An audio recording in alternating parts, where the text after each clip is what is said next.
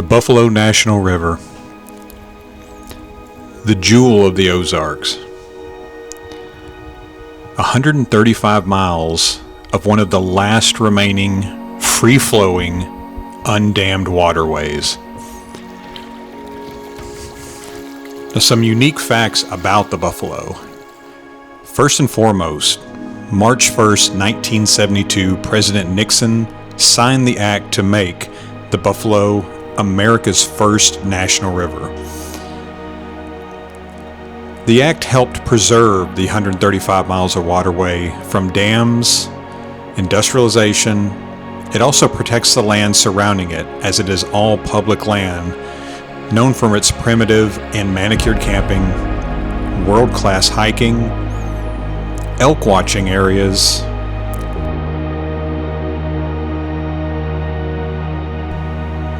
and fishing.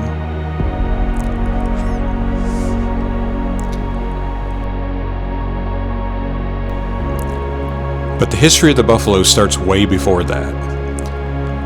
It's been said that the original bedrock was formed over 480 million years ago. Some of the highest mountain rock formations are said to be around 300 million years old. The area is also known for its high cliffs and hidden caves. These caves were utilized by the Osage Indians as well as Confederate and Union Army soldiers during the Civil War. Some coves still hold remnants of Native American civilizations.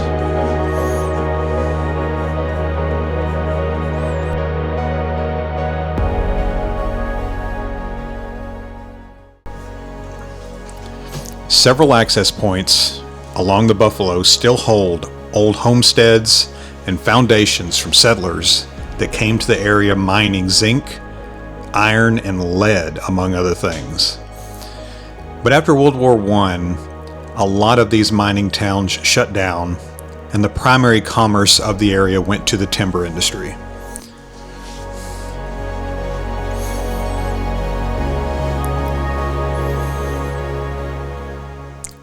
Today's journey takes us to one of these mining towns known as Rush. Now, if you're a local history nerd like myself, Rush presents everything you need. An almost fully preserved mining settlement for all to see. It also serves as the last access point of the Buffalo before running into the White River.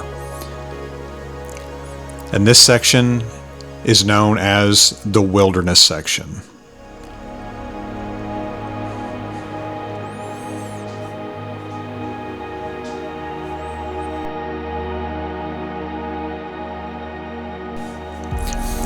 This float covers approximately 25 miles of untouched, unbothered, wild land and water. Now, if no cell phone service, no roads after the launch, and no way out but to go downstream for 2 to 3 days is your idea of a great time, then this may be the perfect spot for you.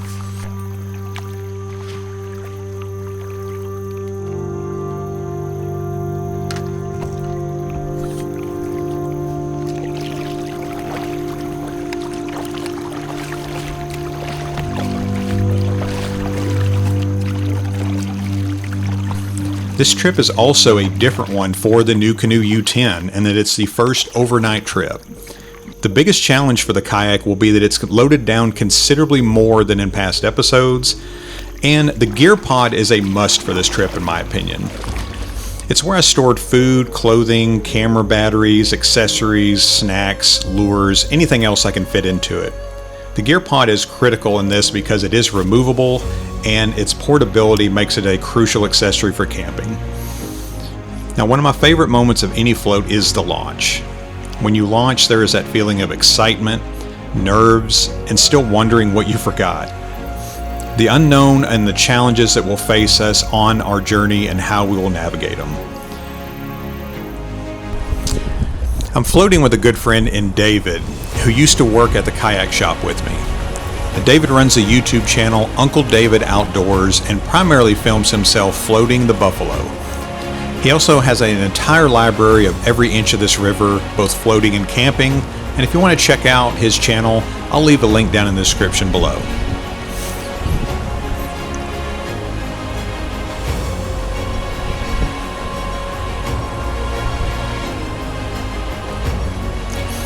wilderness section is by far the wildest section of the river and boasts landmarks with names like Skull Bluff, Boat Prop Graveyard, and one of the most dangerous parts of the river within the first 500 yards of launch, and it is Clabber Creek Shoals, which you see David navigating here.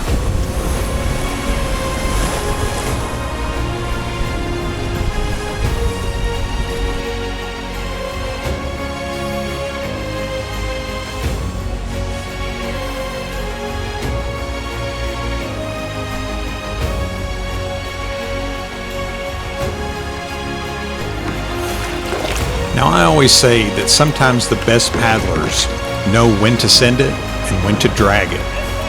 And as much as I would like to, I chose to port on river left. It's always important to scout an unfamiliar area before you take it.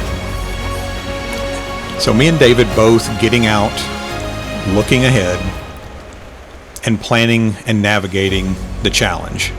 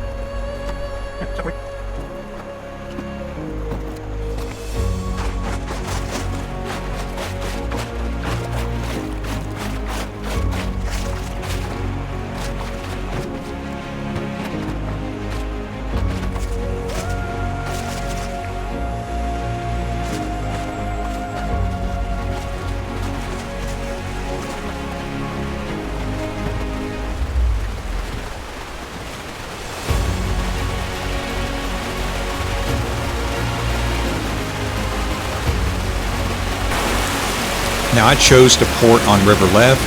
Being in a kayak that is loaded down more than I have paddled it in a very windy and unpredictable shoal is just not a risk that I was willing to take this early in the trip.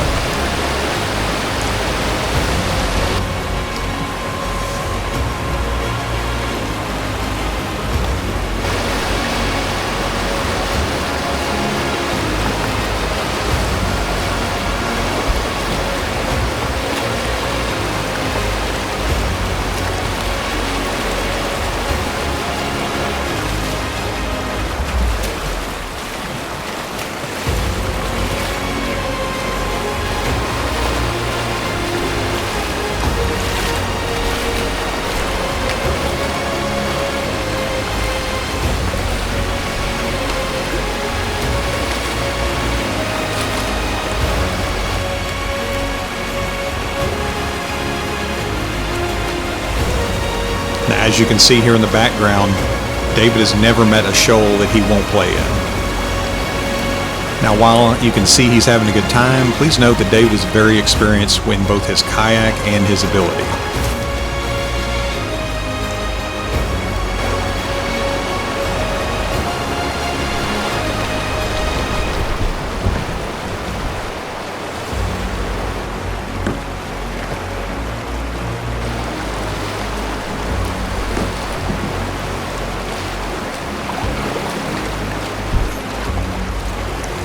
Once past the dreaded Clabber Creek Shoals, the trip is mild at best for the rest of the journey. Minutes into the voyage, though, I'm in awe of the breathtaking beauty that the cliffs of the Buffalo River have for us. Now, I'm convinced that the buffalo in the fall is one of the most beautiful scenes in the entire world. I am biased, of course, but I've yet to be in a part of the country that resonates with me personally like October in the Ozarks.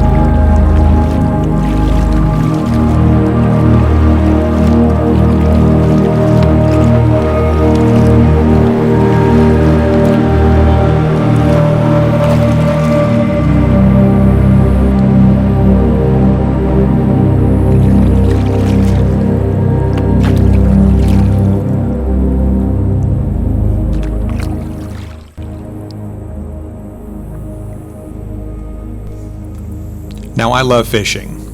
Many of you know this already, and the amount of footage that I have cut out to tell the story of these waterways of the Ozarks is substantial. Fishing can be excellent on the Buffalo River, but I find that the lower sections are best because it holds more water for longer, especially during drought periods like we're in right now. It's also less traveled than the upper, more touristy sections, and therefore holds some of the larger fish. Now, species on the Buffalo are vast. Various species of sunfish, rock bass, largemouth and smallmouth bass, gar, catfish, carp, and even trout that swim up from the White River can be found in the Buffalo.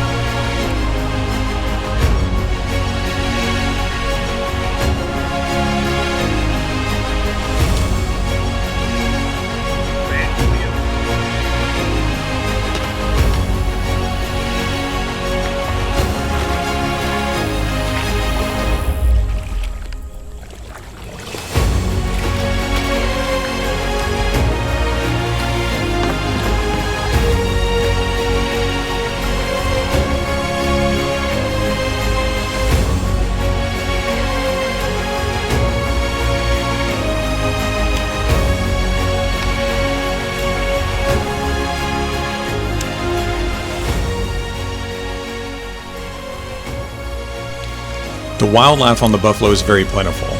Now, obviously you see here some turkey and a bald eagle, which we saw plenty of, but there's many other species on this river.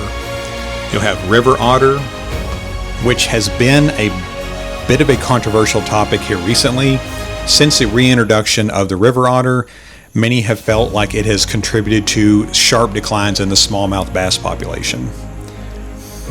In addition to all that, you're always going to see the occasional raccoon coming to take a drink. And we even bumped into some feral hogs on our trip as well, which has been another occurrence that has been more and more common. But regardless of your wildlife taste, the buffalo has plenty to see.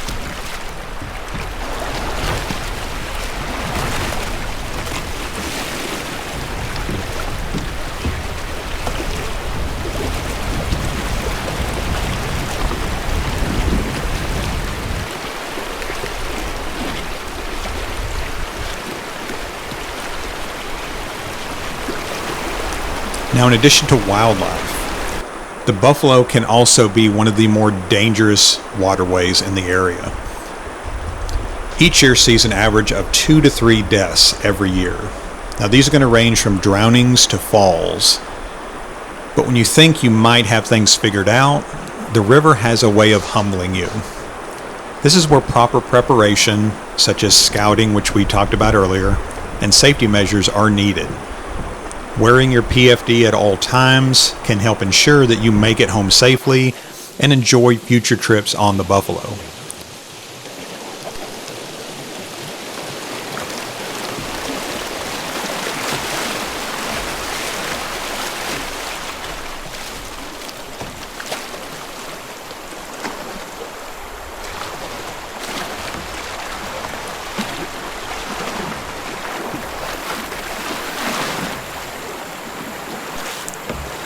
Now, I've been on many rivers,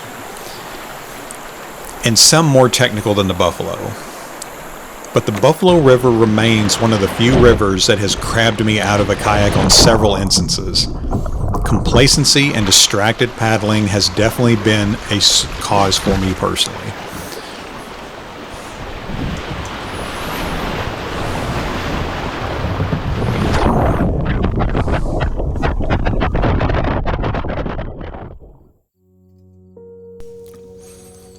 Now, camping on the Buffalo is something that I urge everybody to do eventually. The entire river is on public land, and you can camp anywhere along the banks on either side. We found a nice spot with a mixture of pebble and sand facing a beautiful bluff about halfway through the trip. I just packed some simple MRE-style camp meals and also enjoyed some of David's famous taco meat and tortillas, and we both just relaxed and enjoyed the view. Now, nightfall in the Lower Buffalo is another one of Ozark's wonders. The Buffalo is actually a registered international dark sky park, as it is known for its exceptionally dark skies, making it a premier stargazing destination. The lack of urban light pollution aid in this distinction and give viewers an unobstructed view on clear sky nights.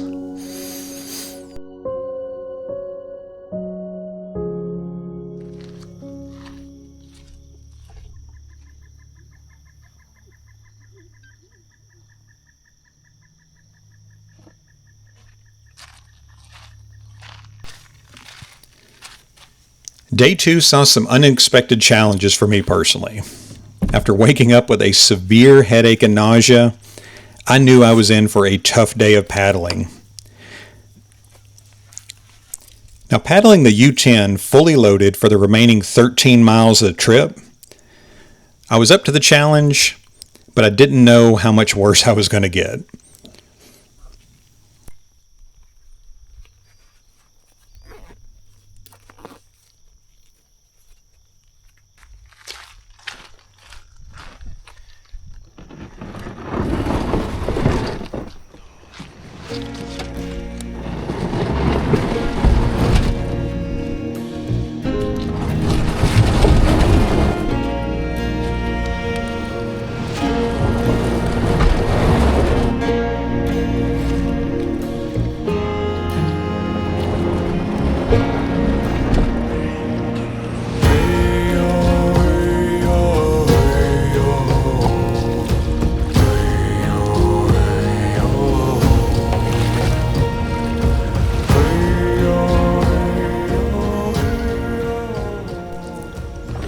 I left out early morning after packing up camp in the Nucanoe U10, and we are off for the final leg of the Buffalo. Now, fishing typically picks up pretty good on the second half of the trip, but due to my impending intestinal doom, day 2 was a grind of paddling and the occasional riverbank dry heave. Regardless of how I was feeling, there was plenty of moments to inspire and keep me going.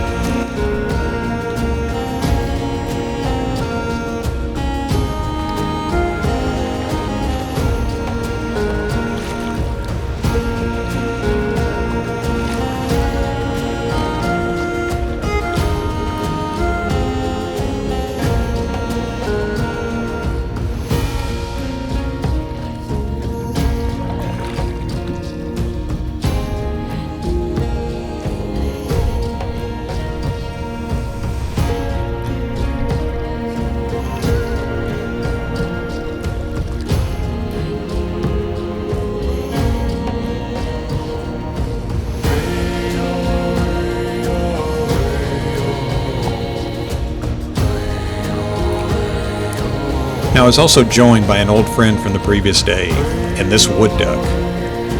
Now, this duck had spotted us early in yesterday's trip, and had continuously gone upstream from us the entire trip until we would run back into him again. Nature has a way of uplifting you when you need it most, I feel.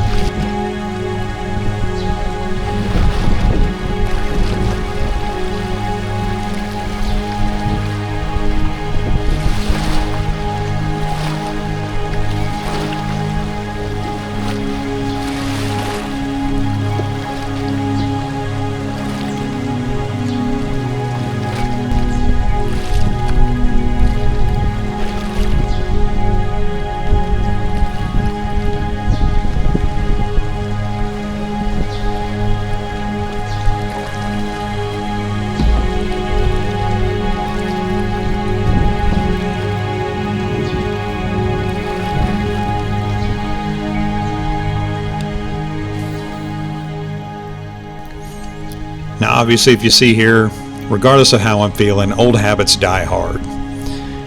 Everywhere you go, every turn you come around, there's always that fishy looking spot. And again, like I said earlier, fishing on the lower Buffalo is immaculate, typically all times of the year. But especially that fall bite, there's just something about it that seems to pick up this time of year.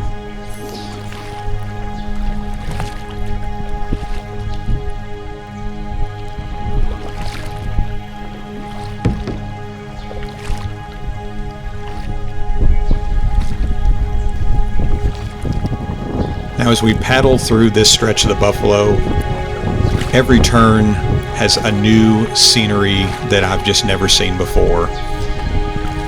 This beautiful cliff extending out into the water, and the sun shining off of the mountains and cliffs of the Buffalo is just something that video just doesn't do it justice.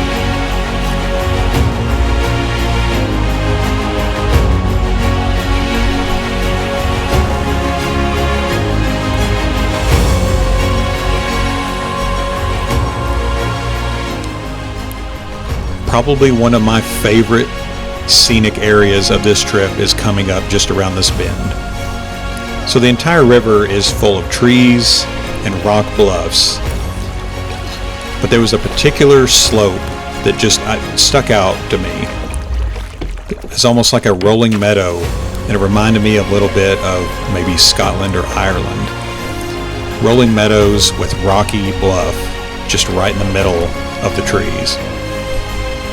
Maybe it was just a break from some of the other scenery, but it was just something that I've never seen on the river before. And just when you think you've seen it all, something else just takes your breath away.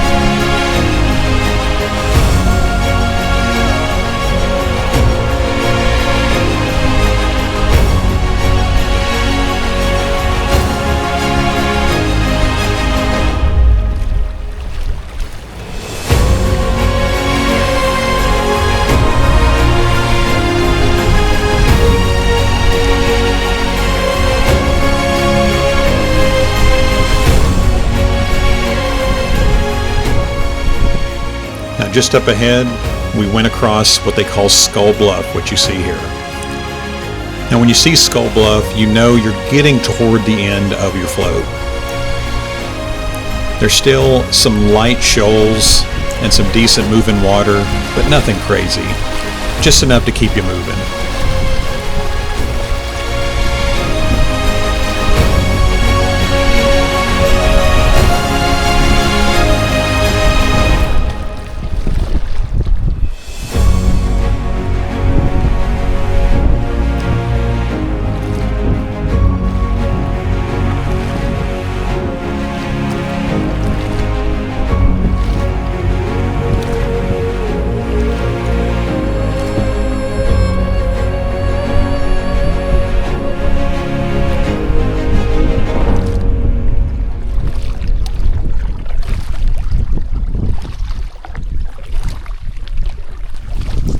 Now, this trip was definitely a huge grind to me personally on this specific one. Can't help how you feel, but regardless of how I felt this trip on the second day, this was one of the most beautiful scenic trips that I've ever seen or ever been a part of. Perfect mix of nature, fishing, scenery, and just the peace of being in an area where there is no other civilization. Now as we get to the end here, you can see David up ahead. Up around this bend is where the White River runs across the Buffalo. This is the end of the Buffalo River, where it flows into the White River. Our journey ends here with some good friends at Riley's Outfitters, just past where the Buffalo runs into the White. Now, depending on the generated flow of the White River, because it is a dam-generated riverway, it can be tricky making it to the other side. But if you can, Riley's Outfitter offers shuttle service, rentals, and lodging, and are some of the nicest people on the Buffalo.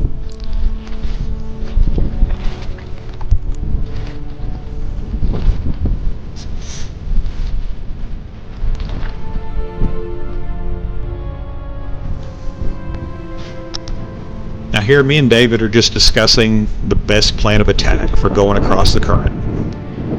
And obviously, I know you can't see my facial expression, but I'm really just kind of getting my mind right and making sure I've got the energy to do this.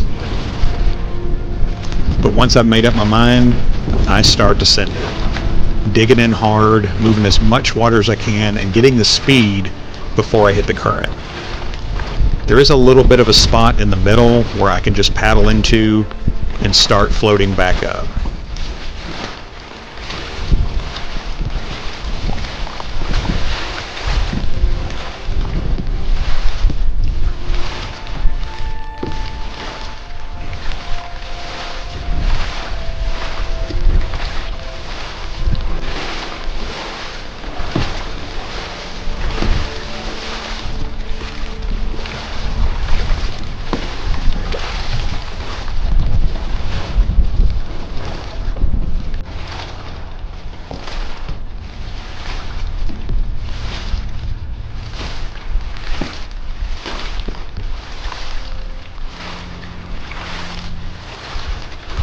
Now, once I've made it to this spot, the hardest part's over.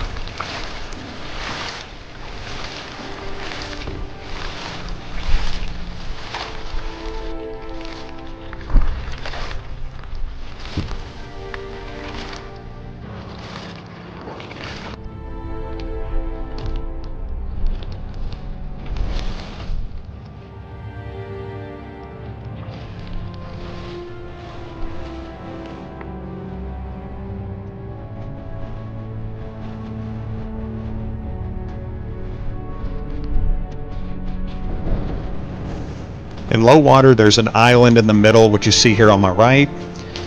We're simply dragging the kayaks up to the tip so we can go across the other part of the White River. This is where we'll float to river left and make it to Riley's Outfitters.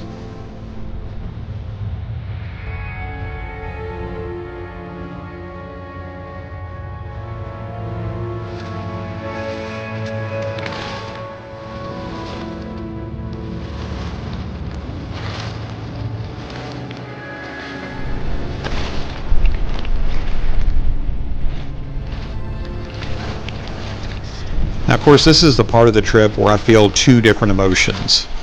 I feel both regret and relief at the same time, which is really hard to explain. Regret that the trip is over and there's not another turn, there's not another bend to go around, but relief that my body is just really starting to shut down on me and I'm ready to get home. But regardless of how I feel, the Buffalo is always there for us to enjoy. It's one of the reasons that I'm very passionate about protecting these waterways and rivers from trash, from industrialization, and whatnot. These waterways are a jewel that we can enjoy all year round, and it's important that we protect them at all costs. Thank you for joining us this season on Take Me to the River. We hope you enjoyed the first season and look forward to season 2. Please like the video and subscribe if you enjoyed the series, and leave a comment on your way through.